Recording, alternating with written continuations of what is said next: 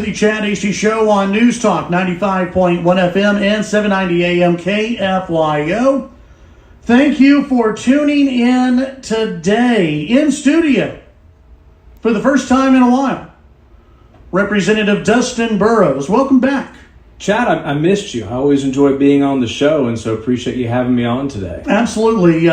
This is the first time that you've done an interview since a scandal broke out down in Austin, a meeting between you, Michael Quinn Sullivan, and Speaker Dennis Bonnen. I want to ask you this, because this is one of the questions that I've been getting a lot. Why have you been silent, and why break the silence now? So, a couple things. I've talked to a lot of constituents. I've answered every phone call that's come in. I've, quite honestly, kind of enjoyed not talking to the Austin media, to be real honest with you. We've been getting the boys ready for school and going about our business, and, showed up at a Lubbock Area Republican Women event the other day, and just, certainly it hasn't been that much. But I will tell you that I do believe that the people of West Texas deserve to hear from their state representative. Maybe they deserve to hear from me 2 weeks ago, but I'm happy to be on the show today and talking about all of this. Yeah, and we're glad to have you on the program. So, let's. I know you're running for re-election. You announced that yesterday on Facebook. You received the endorsement of Governor Greg Abbott. Announced last night, talking about the successes, the tremendously successful session we had last session. Yeah. Teacher pay raises, public education reform, property tax bill that, I championed throughout the entire session, most significant property tax reform bill in modern history, funding for a Texas Tech vet school, a lot of things, fighting for our first responders, and just very proud of what we were able to accomplish last session, and announced that I want to build on the momentum. I'm not going to tell you we got everything done. Absolutely not. There's a lot of work to be done, and so excited to do that. And I think about 12 hours after I announced, Governor Greg Abbott, a man I have tremendous respect for. His wisdom, his judgment, what he did last session, came out, endorsed me, and truly I'm humbled that, he would do that, especially that soon. With you announcing re-election and with the governor endorsing you, is there a feeling, with, yourself and among your campaign, and even with the governor, that this issue is being wrapped up? I know the Texas Rangers are investigating. And is this getting behind you now? Well, this is what I'll tell you. I think that the issue will most likely get behind us when the tapes are released. I joined Governor Greg Abbott, Lieutenant Governor Dan Patrick, Speaker Bonnen, the chairman of the state Republican Party, calling for the full, unedited, complete, immediate release of the tapes.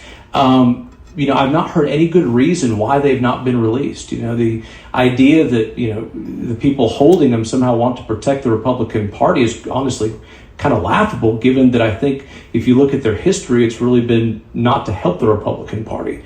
And so I hope that they'll come out soon. I think the people of West Texas, the people who I'm seeking their support from, deserve to hear them. I want them to hear them, and they need to come out now. I wish they'd come out 2 weeks ago. You asked about my silence earlier. Quite honestly, I've been very surprised they haven't been out. I really thought they'd come out and I'd have a chance to look at them. This conversation happened, over 60 days ago.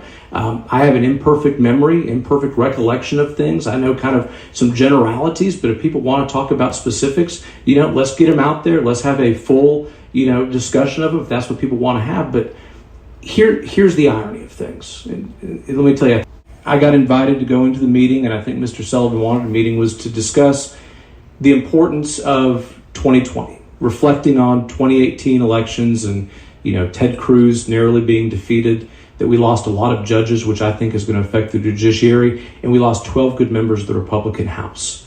And we saw, attacks on the House by Mr. Sullivan against conservatives who actually share some of the similar, ideology and things with them. And the idea was that maybe we could figure out a way, to talk, to figure out if there's some common ground, some policy objectives that we did share. And I went there with, in good faith. And I'll tell you, I think maybe he didn't have the best of intentions. When did you know that he was going to be there? So I happened to be in Austin for a bill signing on property tax reform. And, I happened to be around and got invited to go into a meeting, to visit with him.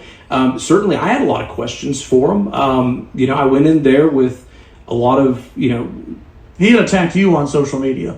he'd attacked a lot of people on social media. And this is what I think was just, kind of perplexing to me, throughout the entire thing. I mean, you've got some members of the Republicans, caucus in the House who care about similar things that he does, that have been allies in the past and, may not always be there, but, do care about maybe not him, but at least the people that he reaches and touches. And, they're good people. And I know that they're good people and they care deeply about the state. And some people, I have other members who really have kind of built their political career being against Empower Texas. And they relish the fact that he's fighting them and they really dislike him. And, that's a diversity within there. And so what was perplexing to me, throughout is watching, Mr. Sullivan kind of going after people that, maybe didn't agree with him 100%, but, 50, 60% of the time, and wanted to do some of the same things and had some of the same policy objectives that he did. One of the things that you've been accused of is having a list of Republican lawmakers that were acceptable to go after in a primary. Talk about that. Was there a list, and what was this based off of? Yeah, so first off, there's no physical list. We didn't walk in there with a piece of paper with the idea.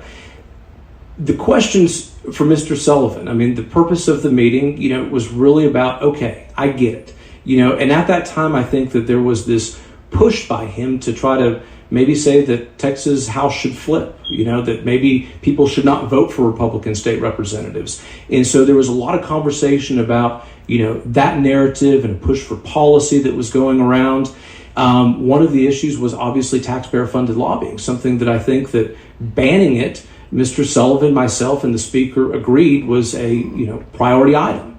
Republican Party of Texas made it a top 5 Republican Party item. It's something that I wasn't wholly familiar with whenever I went to Austin, but it's where your city council and county government actually take your tax dollars and they go and hire hired gun lobbyists out of Austin to work against a lot of things that I care deeply about. I was the House sponsor and bill author for property tax reform. I mean, you can't imagine the number of, how much money I think was driven to stop people from getting property tax relief and reform this last session. I championed a lot of things for first responders to make sure they were compensated. Those same tax dollars were being used against our first responders. And I had never seen a top 5 Republican priority go to the House floor, something that was supported by every single Republican senator, save and except one, come to the House floor and go down. And so, in the context of the meeting, and I believe, it was said, I've heard up to 5 or 7 times, we hope you don't go after any Republicans. That's not what we want you to do. Let's focus on 2020. We do not need to lose the House ahead of redistricting. But, if you're going to, why are you going after the conservatives that actually agree with you? Why are you going against all Republicans? Why aren't you going after the ones who disagree with you? If that's what you got to do that. And I can't, and I'm not going to tell you all the precise words. I mean, it was a hour-long meeting, but that was the emphasis. And so I talked to Mr. Sullivan. I talked to him specifically about a lot of policies that I hope we would accomplish in future sessions. There is a list of things that I wanted to accomplish in future sessions, and I was in there in good faith to talk to him about how to do that. But with respect to, where do the names come from? Right. I asked Mr. Sullivan, I said, do you agree with me? I may not be precise in my words because of imperfect memory, but if this was the most important economic policy and this was the failure, you can't blame the speaker or the leadership team because it was a priority item. But, let's talk about, those who voted against it. I pulled up the record vote. It's a public document, has all 150 names on it. And I went through names of Republicans that voted against it. I talked to him about that. I made some subjective calls. I think when the tapes do come out, you'll see that it was not very prepared. And I went through them alphabetically and I said, I don't think they'll vote for it. Yeah, I think they'll come around. And it was very off the cuff. From that's where these names came from.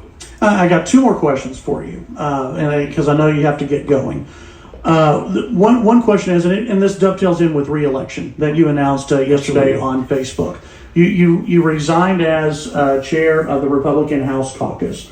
There are numerous articles about how there are some of your fellow members who are very upset with you. They're upset with the speaker.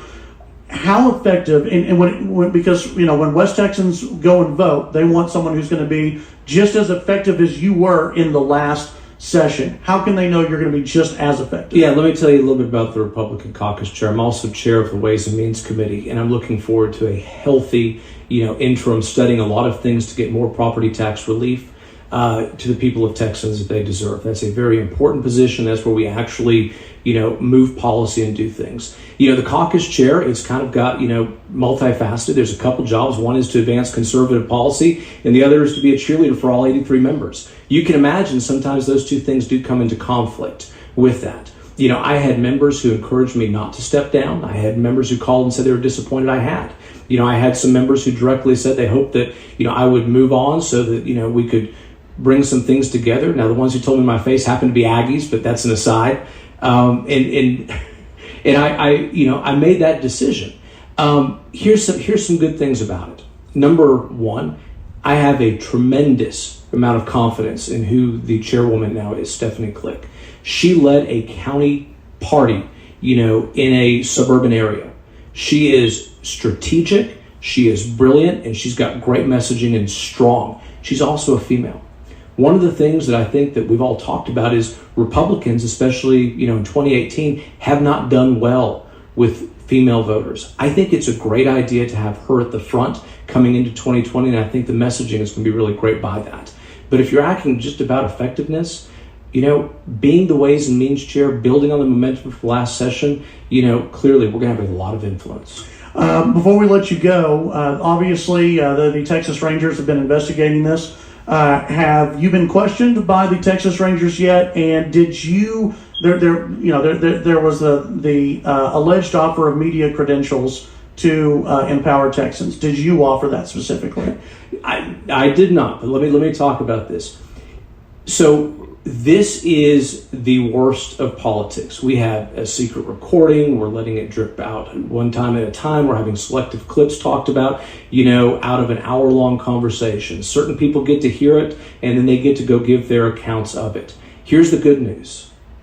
It's out of politics' hands. It's in the Texas Rangers, one of the most premier law enforcement, agencies in the state, probably the entire country. I respect them. I am glad they're going to take a look at this, and they're going to say what I think I already know at the end, which is there was nothing illegal done in that meeting. Have they talked to you yet? They have not. Okay. Representative Dustin Burrows, appreciate your time today. Thanks for coming on, and we'll visit with you in the near future. Chad, I look forward to it. You're always one of my favorite shows to come on, and I appreciate you very much. Appreciate that. That's Representative Dustin Burrows here on the Chad Hasty Show. News Talk, KFYO. I got invited.